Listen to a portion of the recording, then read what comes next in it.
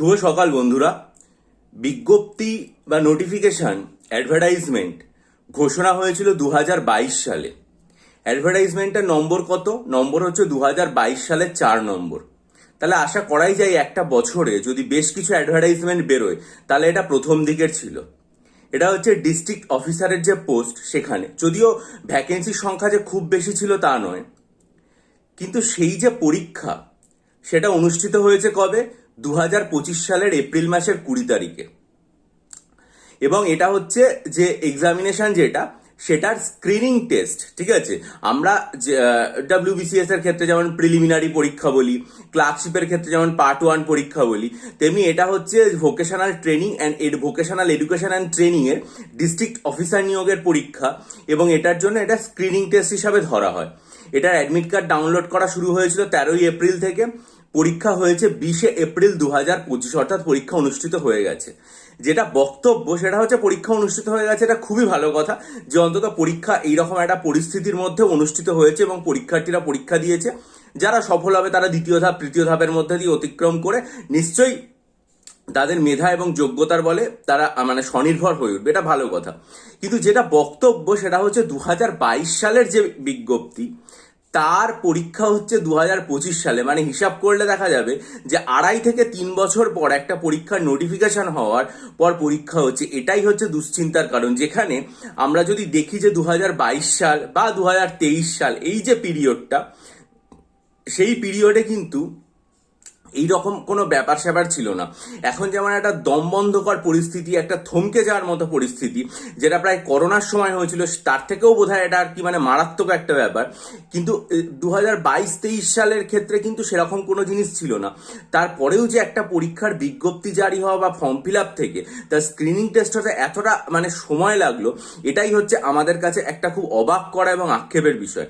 সেক্ষেত্রে 2024 সালে যে WBCS miscellaneous clerkship, MVI, non technical, technical, assistant master, mistress, তারপরে আইডিও পরীক্ষা, যেগুলোর টেন্টেটিভ যে প্রিলিমিনারি ডেট দেওয়া হয়েছে, কোনোটা July, August, September, November, December, এই যে পুরো সময়টা জুড়ে তার ডেট দেওয়া হয়েছে, সেই পরীক্ষাগুলো তাহলে এই যদি ধারা হয় তাহলে এটা ধরে নেওয়া যেতেই পারে যে অধিকাংশ পরীক্ষা হয়তো আর এই 2025 সালে অনুষ্ঠিত হবে না, সেগুলো হয়তো গিয়ে দেখা যাবে 2026 সালে অনুষ্ঠিত হচ্ছে।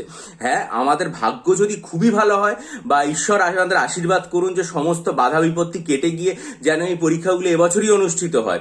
কিন্তু এই যে দেরি হয়ে যাওয়ার একটা প্রস্তুতি, বিষয়ত এমন একটা সংস্থা যেটাকে আমরা আশা করছি যে তারা পরীক্ষার সিলেবাস, পরীক্ষার প্যাটার্ন, সেগুলোকে all India union public service কমিশনের নিয়ে যাবে এবং তাদের ধরনের মতো করে পরীক্ষা নেবে।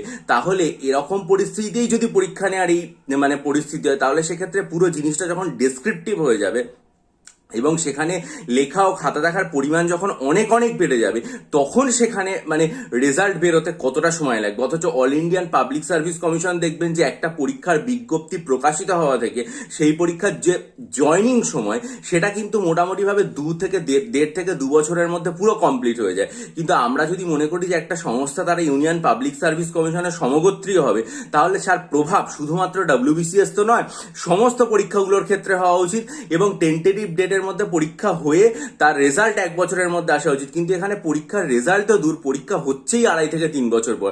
তাই এক্ষেত্রে একটা গাইডলাইন যদি হাইকোর্ট থেকে বেঁধে দেওয়া হয় যে কোনো একটা পরীক্ষার বিজ্ঞপ্তি আসা থেকে পরীক্ষার জয়নিং এর বা প্রসেসের এই পুরো ব্যাপারটা 1.5 থেকে 2 বছরের মধ্যে কমপ্লিট হতে হবে, মনে হয় সেটা খুব ভালো।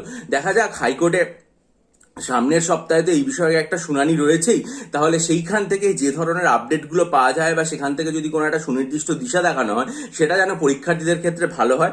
এবং যে সমস্ত অনগোয়িং রিক্রুটমেন্টগুলো চলছে বা যেগুলোর পরীক্ষা হওয়ার কথা ফর্ম ফিল আপ হয়নি, সেগুলোর যাতে ফর্ম ফিল আপ শুরু হয়ে যায়, সেরকমই একটা দিশা মহামান্য বিচারপতিরা আমাদের সামনে তুলে ধরবেন, এই আশাই রাখি।